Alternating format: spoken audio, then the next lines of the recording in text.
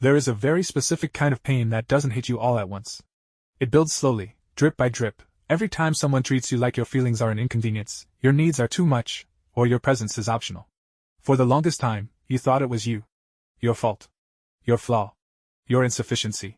Because when someone keeps acting like you don't matter, your mind starts to believe it.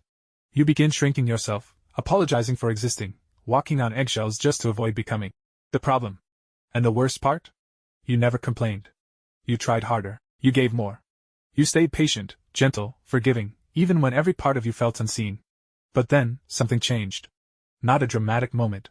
Not a breakdown. Just a quiet shift in your awareness. You started noticing patterns. How you apologized for things you didn't even do. How you accepted blame just to keep the peace. How the people who hurt you never took accountability, not once. How they could ignore you for days, but you would answer them in seconds. How they made you feel impossible to love, while you were the one doing all the loving. There comes a very defining moment in a person's life. The moment you stop asking, "What did I do wrong?" and start asking, "Why am I the only one trying?" And that moment hits like truth waking up inside you. You begin to see that someone who truly cares doesn't confuse you. They don't make you question your worth. They don't punish you with distance. They don't make you beg for the bare minimum. You weren't the problem. You were the one who tried. You were the one who stayed. You were the one who showed up even when you were exhausted. The real problem was that you kept giving the right love to the wrong people. And when that realization finally sinks in, something powerful happens. You stop chasing. You stop explaining. You stop overgiving.